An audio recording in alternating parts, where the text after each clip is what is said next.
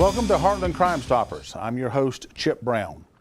Heartland Crime Stoppers is a community-based program designed to help law enforcement solve crimes by providing a way for the public to leave anonymous tips and receive cash rewards of up to $3,000 for information that leads to an arrest, the recovery of stolen property, or the recovery of illegal drugs. Heartland Crime Stoppers is funded through the State of Florida Office of the Attorney General Crime Stoppers Trust Fund and through donations from the community. Citizens and local businesses make Crime Stoppers work. Over the past 12 months, October 2017 through October 2018, Crime Stoppers has received 3,240 tips, resulting in 254 arrests, recovered $140,000 in property and drugs, and approving $88,875 in cash rewards to people just like you who submitted an anonymous tip to Heartland Crime Stoppers that resulted in an arrest, the recovery of stolen property, or the recovery of illegal drugs. It's that simple. Our rewards are paid in cash, and we use a process where you receive your reward anonymously too. On today's show, we'll take a look back at some of the places and people we visited and who visited us in the year in review. Well, my name's Justin Shook. I've been with Winter Haven Police Department for right at 2 years. I got in law enforcement when I got involved in an incident when I was younger, and I remember the feeling of the officer, how he made me feel a lot better instead of worried and scared. And I figured I'd like to share that with other people and be able to do that. We do deal with a lot of the same people every day. There are a lot of people out here who do support what we do and help us out. And dealing with people who are against law enforcement you got to build a rapport with them. And I've learned that you get there, you talk to somebody, treat them like a human, they'll help you out, and it goes a long way. And then you got some people that you see every day, like for instance some of these homeless people. I'll see them sometimes and hey, how you doing? And I'll talk to them. They'll tell me, hey, how's your day going? Good. They tell me that, I'm just hungry, all this. I'll go get them food. And you build that rapport with these people in the community, and they share that stuff, and the word gets around. Because I've been told before, hey, I heard you did this, that was pretty cool. Yeah. Unfortunately not everybody can recognize that stuff and be brought out on TV like everything else, but at the end of the day it still feels good when you go home, you help somebody, and you know that you're appreciated for what you do. Oh, it's amazing. I love it here. It's everybody's close. You don't have a huge agency where you don't know certain people. You know everybody here. Everybody knows everybody, and the leadership is great. They always helping the best way they can. They kind of lead for example and not by the book. Hey, this is how you're supposed to do this. It's definitely not one of those places where you're going to be scared to ask for the help. It's definitely you got the family-like atmosphere here, and I try to treat everybody with respect. Hopefully they would return it. I don't really like yelling at somebody, but sometimes I have to. But, when I got the uniform on, it's my job. At the end of the day, they don't pay my bills. I have a duty I need to take care of, whether I agree with it or not. I signed up for it. But like I said, I got to treat everybody with the same respect that I would want, and hopefully that they could return that to me. Whether you're older than me, younger than me, the same age as me, and I'm still going to treat you, call you yes sir, yes ma'am. I'll try to talk people into the handcuffs rather than force them, and it's been pretty successful for me. I know as we were flying it, you have some footage, even just the guide wires for the tower that you were droning or looking at. So many things to consider, because if you're not paying attention, you can hit the trees or power lines or guide wires or clotheslines or whatever may be out there. It's not as easy as it would appear to be. Not at all. On average for our agency, we basically will start training 8 hours a month with our drones. Now, this doesn't necessarily mean 8 hours of flight time, but we have just started as of next month. We're going to schedule where we have not only our drone operators, but we also have a robot for our SWAT team that we recently acquired. So for technical services, for lack of a better term, they're going to come out here on one particular day and 8 hours a month, and we'll be doing scenarios, practicing flying, trying to incorporate the drone with also the robot usage, because the robot's also equipped with cameras, and how they work together. Now, you had talked about the VR glasses. That's tell us more about exactly what that is. I know you see it for a lot of the cell phones and gaming. Is that the same equipment that you're using here? Very similar. Most of the stuff you see advertised on TV usually uses a phone, like a Samsung Galaxy or something like that fits it up there. The big difference here is the goggles are designed. They initially were designed for drone racing, which you can find on television, and it's a first-person view. It gets rid of all the distractions because it basically covers the entire face up. And there's some very skilled individuals that can take these drones up to extremely high speeds and do tricks with them, because they're actually seeing what the drone looks like from that first-person perspective. It's like you're sitting in the pilot's seat. Very much so, very much so. So it takes a lot of time to get the feel with regards to the sticks and the flight time, but as I said before, at least for us, the benefit is to have that second set of eyes for the camera. We're looking for that missing person. We're looking for that individual that ran from law enforcement. To have one individual that their sole job is to focus down on the ground at what they're looking at, while the operator of the drone basically just circles the area, is far easier on us. Not that it can't be done, but it's a little more challenging. Certainly. Now, operating a drone is just like operating a car or shooting a firearm or any other skill. If you don't use that skill, the skill level diminishes, doesn't it? Very much so. The current drones that we use are somewhat forgiving. If I were to take my hands off the remote control, the drone will basically just sit there. So unlike your cheaper drones that you can buy at certain stores for kids and all that, in this case, I won't say it's idiot proof, but it's to the point where, again, if I take my hands off the controllers, it will basically hover until I give it more commands. The cheaper ones, they're not gyro stabilized, so as soon as you take your hands off the remote, they will basically crash. So there is a safety function built into that. Unlike a helicopter, you take your hands off the control, bad things happen. We're here with Chief Larry Giddens of the Lakeland Police Department. And Larry, it looks like your guys are down a little bit right now. Yeah, you know, we got off to a little slow start, but I think we're going to come around. The SO's hitting the ball really, really well. They're hitting it in the gaps, and our guys have got to just get our bats a little bit more active. But, you know, it's a beautiful Saturday afternoon here in the city of Lakeland and in Polk County, Florida. Can't get any better.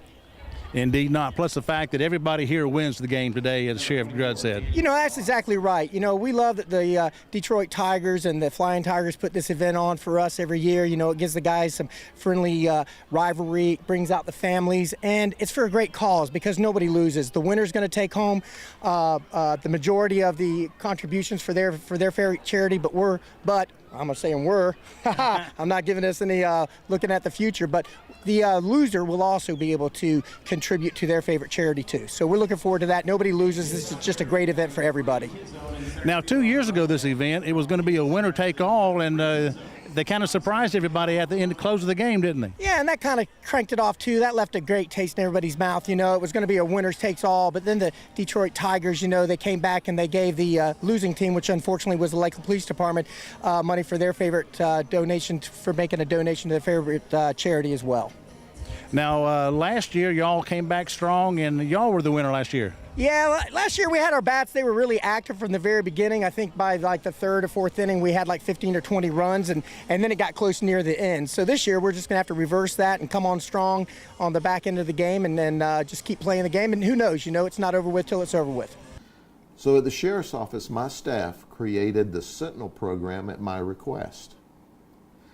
And for about 2 years now, 2.5 years, we have offered, and Southeastern University took advantage of that, as well as Weber International, our Sentinel program, where they went through a significant amount of training after they volunteered, went through a background check, a psychological, and extensive training, 132 hours with the Sentinel program.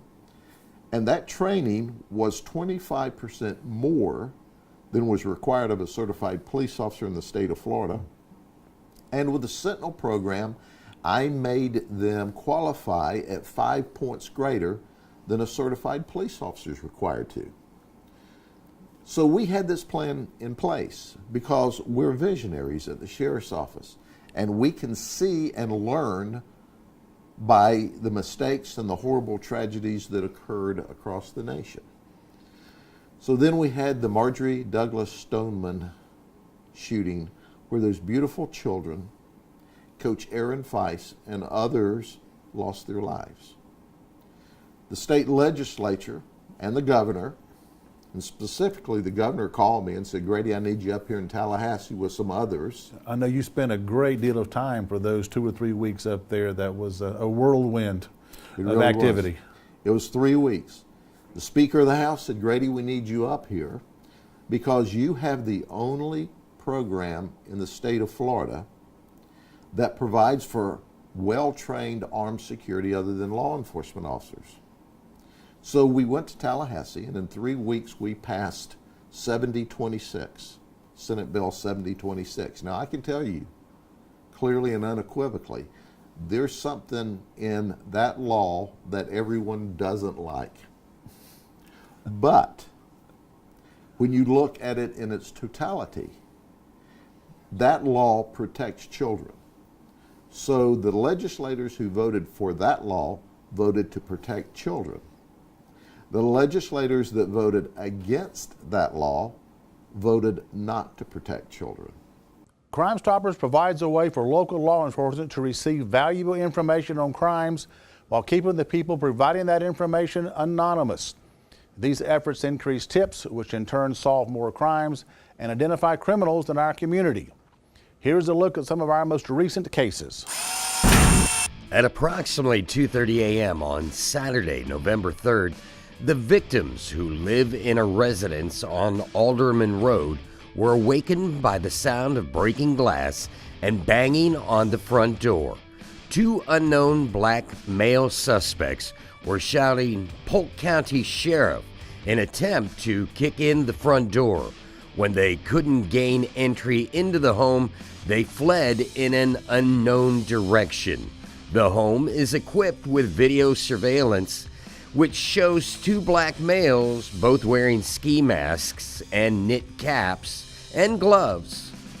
One suspect is armed with a black handgun, while the other is armed with 2 small handguns. They may have fled heading north to Smoke Road. On November 25th, 2018, a black man around 5'10" to 6 foot tall, medium build, and between 30 to 40 years old, wearing a black hooded sweatshirt, pants, black gloves, and a dark blue bandana covering his face, robbed the Family Dollar at 3082 Cypress Gardens Road in Winter Haven at gunpoint.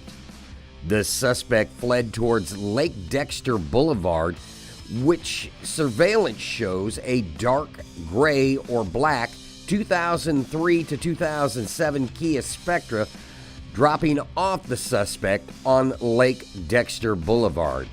The vehicle circled the area and went back to Lake Dexter Boulevard. The suspect fled towards Register Road. On November 17th, these 3 young men stole 3 pair of shoes valued at $339.99 from a store in Eagle Ridge Mall. Polk County Sheriff's deputies are seeking the public's help in identifying a group of suspects who broke into multiple vehicles in the Summer Glen subdivision in Winter Haven, just off of Winter Lake Road. In all, 8 vehicles were burglarized, during which 2 firearms were stolen. The burglaries occurred around 1 a.m. on Tuesday, November 6th.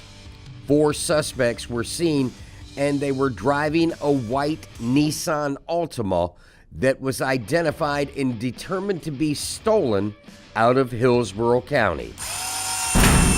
The suspects somehow obtained the victim's driver's license information and credit information to purchase 4 iPhones and 2 cases at a cost of $4,181 from the Sprint store, 725 3rd Street Southwest in Winter Haven.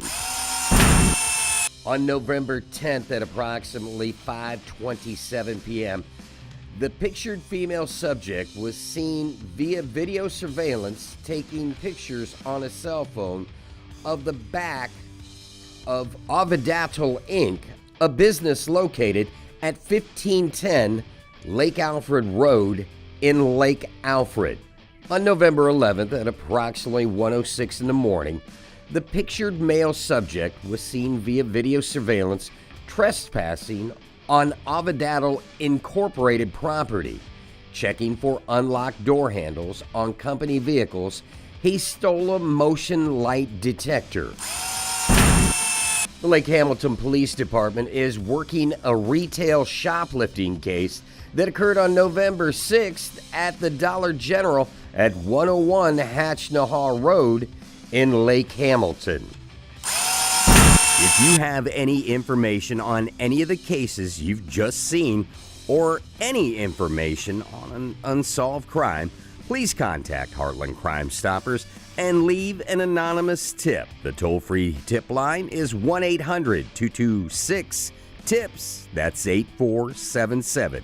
You can also leave an anonymous web tip by going to www.heartlandcrimestoppers.com and click on the Give a Tip tab, or by going to www.p3tips.com. Don't forget, you can download our free P3 Tips app on your smart device. Whichever way you choose to leave a tip, you will remain 100% anonymous. If your tip results in an arrest, the recovery of stolen property, or the recovery of illegal drugs, you could be eligible for a cash reward of up to $3,000. Welcome back to the year in review of Heartland Crime Stoppers. I'm your host, Chip Brown.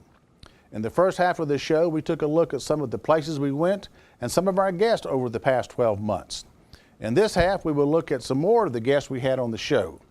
Here are the highlights. So you retired from Auburndale, and then you get hired, basically working shift work, and then one morning you wake up and, Danny, by the way, you're going to be the Deputy Chief of Police today.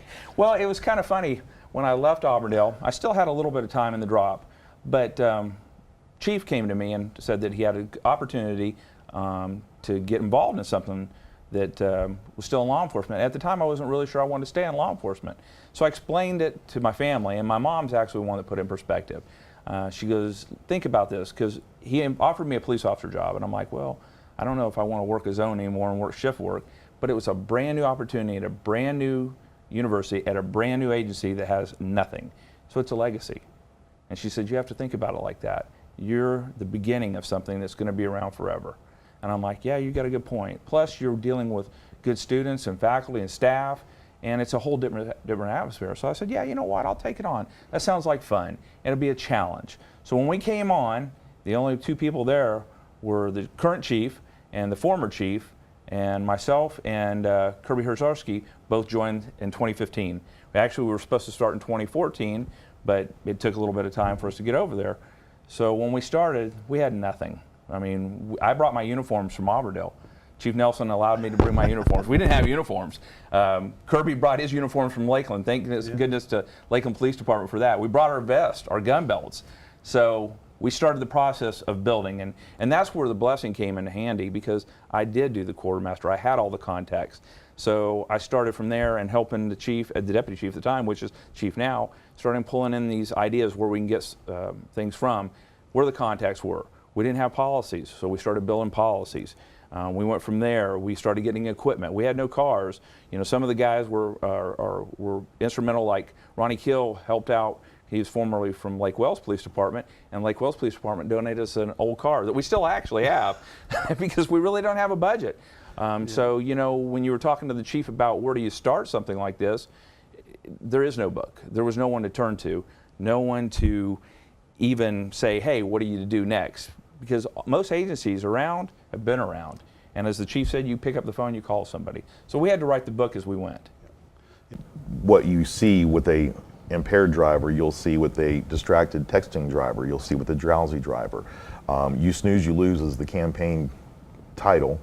And again, yes, it can cost you big if you're not fully alert, paying attention to what's going on around you, and that's what we kind of keep trying to push out to people. So yes, put the phones down, make sure that you're alert, you're awake, you're paying attention, because a lot's happening just to begin with. If everything is going for you 100%, there's a lot around you going on as well.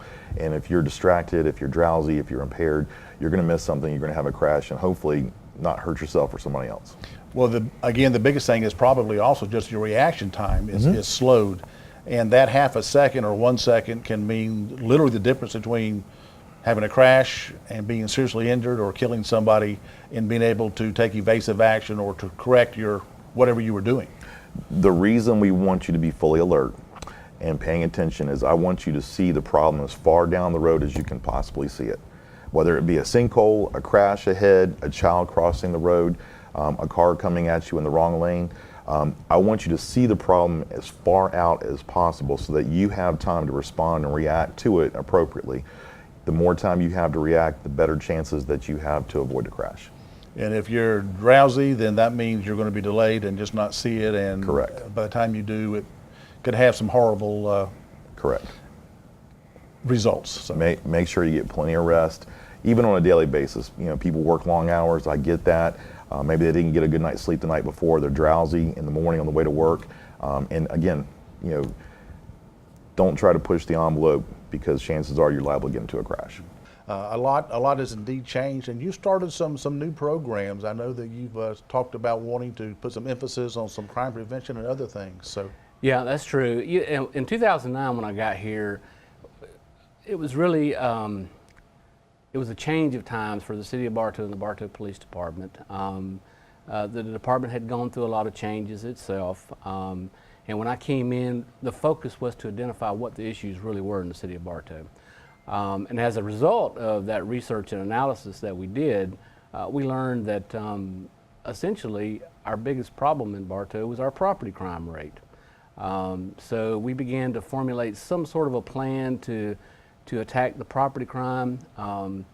Violent crime was essentially non-existent, and I say non-existent because we had less than 2 or 3 a year, but because our property crime rate was at a level that was uncomfortable for the citizens and the police department, that's what we kind of focused on. The end result of that program end result of that analysis was that we started a new program called community policing in Bartow. We didn't have the money to start a new unit. We couldn't hire extra manpower. So it was going to be a challenge up front. We were going to take some folks off of the patrol section and put them into a new unit and start focusing on the problem and problem solutions rather than just arresting criminals and putting them in jail, and see if that wouldn't reduce our crime rate. It was a scary time, I'm going to tell you. Most of our supervisors, it's like, I don't know that we can do, with less people on patrol.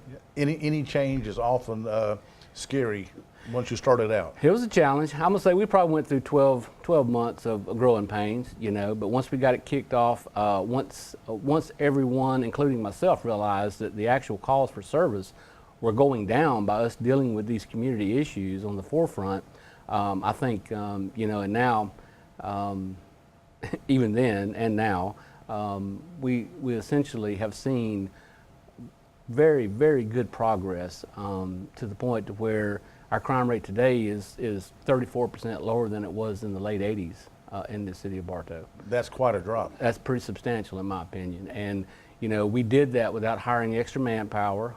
In fact, we cut manpower from patrol and put them in a different section. But even on top of that, once we got the ball rolling to work on that crime rate, work on that property crime rate, we really wanted to move into other facets in the city of Bartow to get that rate even lower and lower. So we created other programs as well. Now, one of the areas that you talked about, we mentioned it, SVU, which is Special Victims Unit. Tell us exactly what that is, if you will. That unit is responsible for the investigation of child abuse, sex crimes against children, elderly abuse, sex crimes against anyone, adults as well, and exploitation, some elderly exploitation that we do.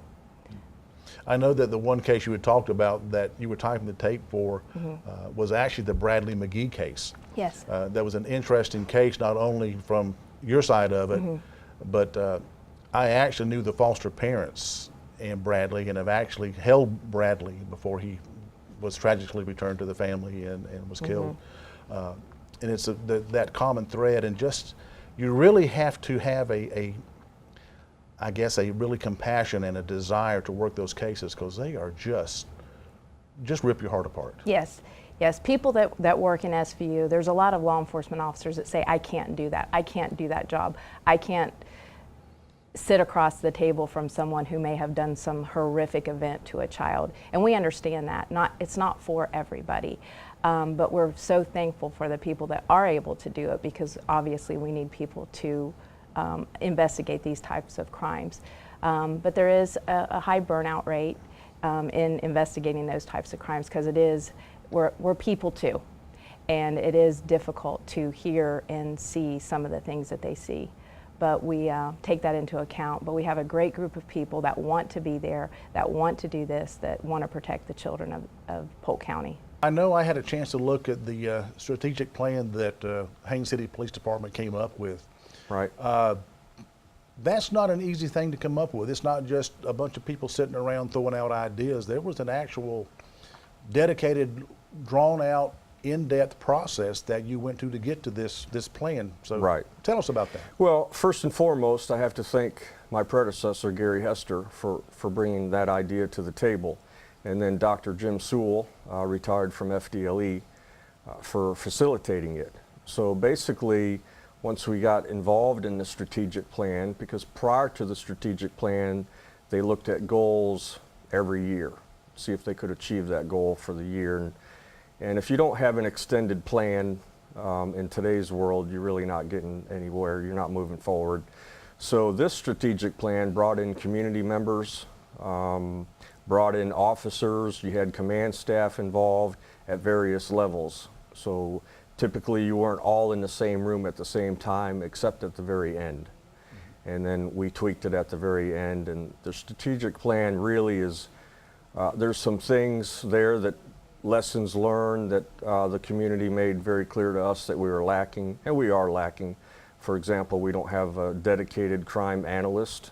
I'm working on that now with crime scene. So one of our persons there have taken the lead to be a crime analyst. We need that. Intelligence-led policing, it's kind of old school now, but it hasn't been used very much in the city of Haines City. It is now. So a couple other things that we're looking at is staffing issues, moving people around. I don't need officers coming in at 5:30 in the morning. I need them from 11 in the morning till in the evening. So we're changing staffing, and then we're looking at crime suppression techniques.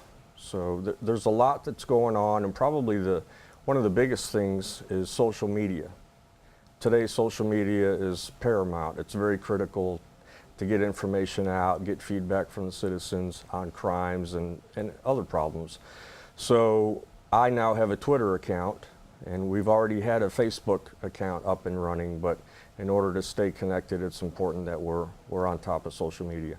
Yeah, the social media, and we've talked with other chiefs before, it has basically taken over our world, if you will. 'Cause right.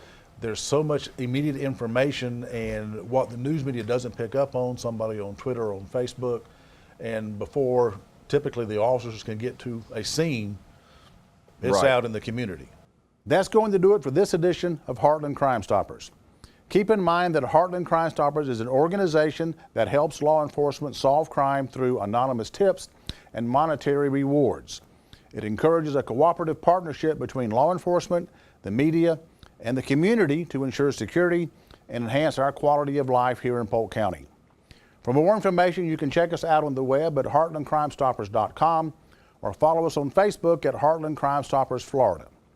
Until next time, keep in mind, it's a crime, and you can help make sure that they don't get away with it.